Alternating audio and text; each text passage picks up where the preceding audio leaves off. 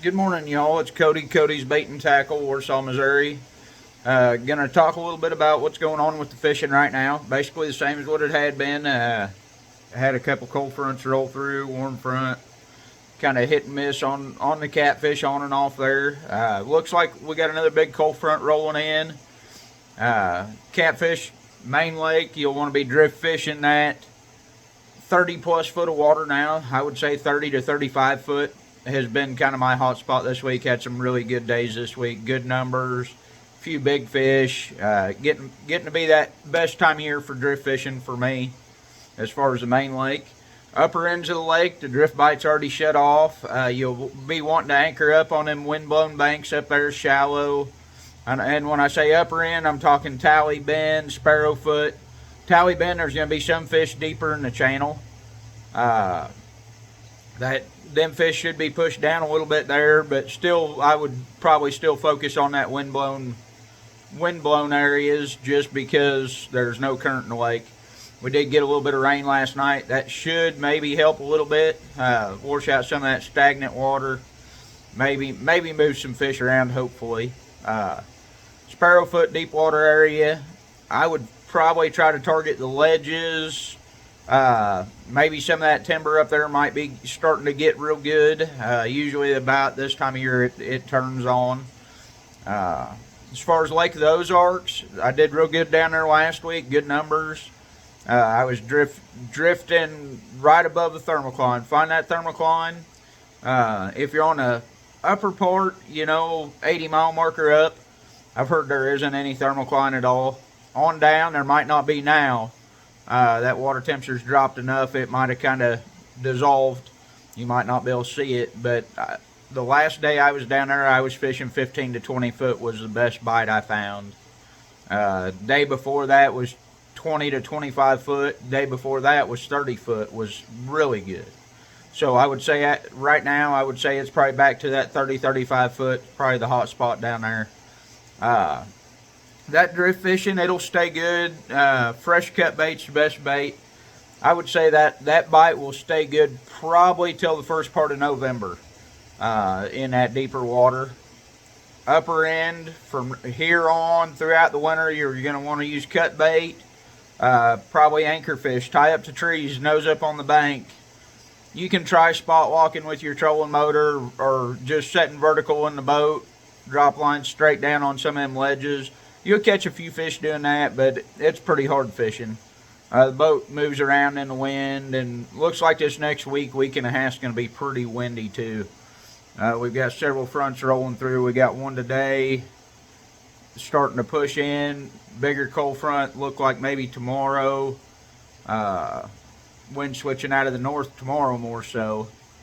The guys wanting to catch fish off the bank.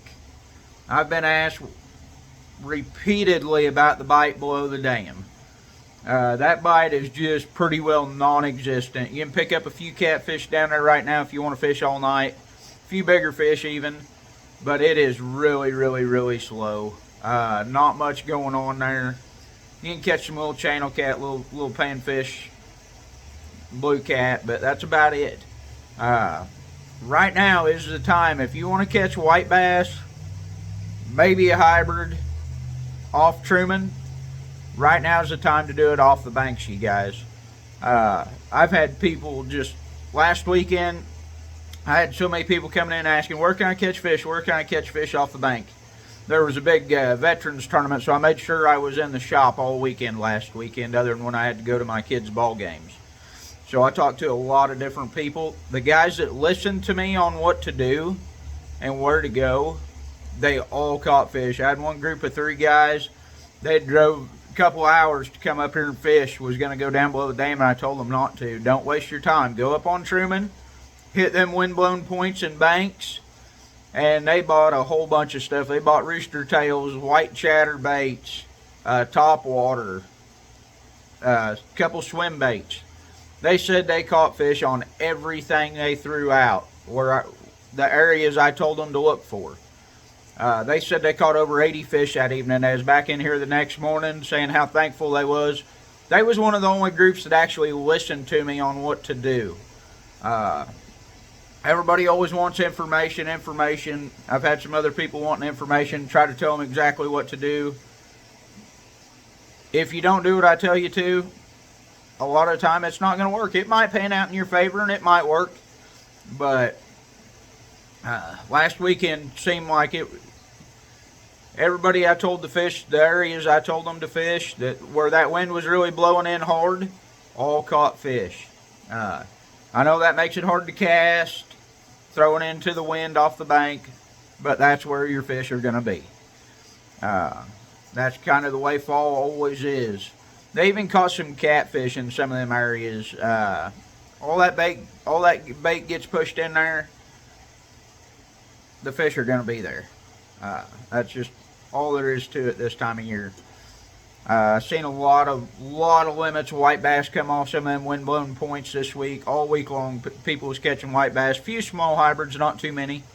I only seen a few hybrids caught this week, but I know they're right there pretty close to that same area. They might be out just a little bit deeper, not quite coming up on the banks yet.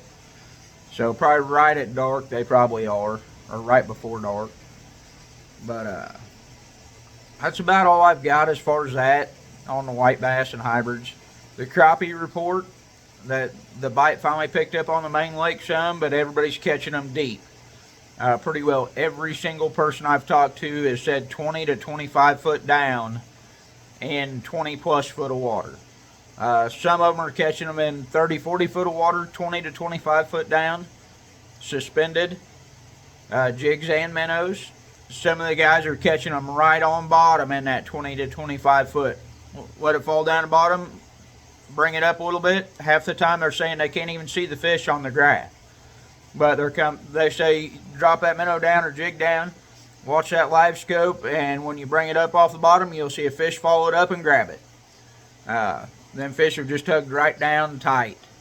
So they are there, they are eating. Been pretty slow around the shop this week. Haven't got to talk to a whole lot of people, but the few people we've talked to have been catching fish. So that's a good thing. Finally picking back up for fall.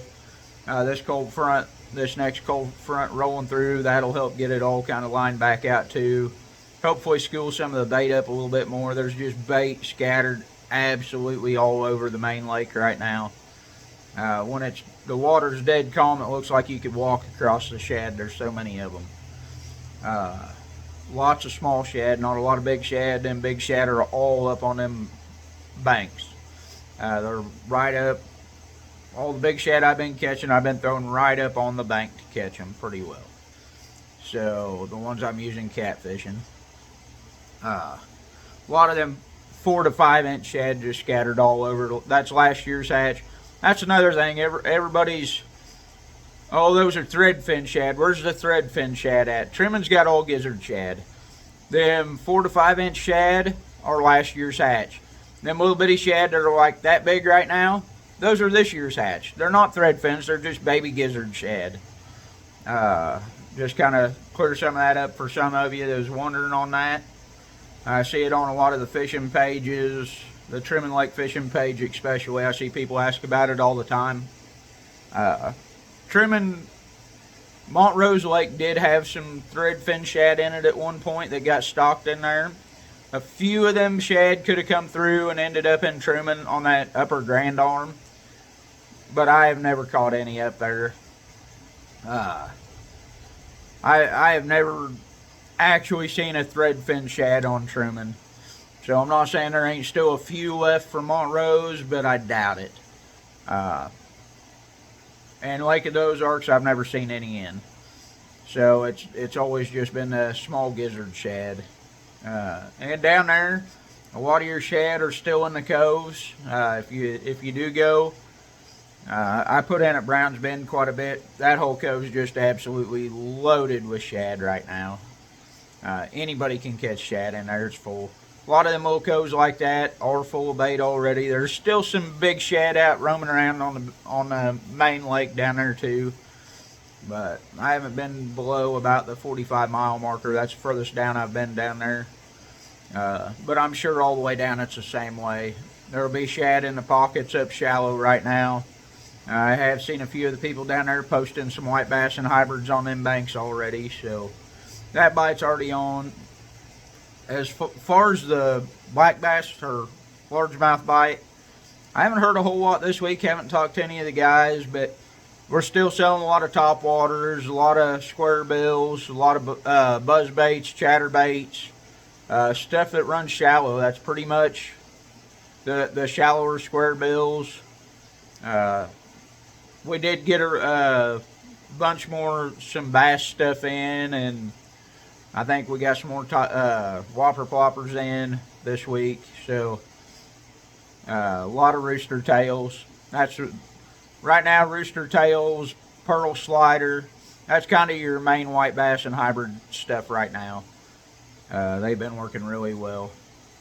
So I think I covered everything there. Haven't heard anything on walleye this week. I heard a few last week being caught a little bit deeper. A few up around the dam on crankbaits. That's really about it. So I do want to talk a little bit about the bait shop. This winter, business has been really slow, just with the economy going down and everything. We was trying to figure out if we was going to close a couple days a week or quite what we was going to do.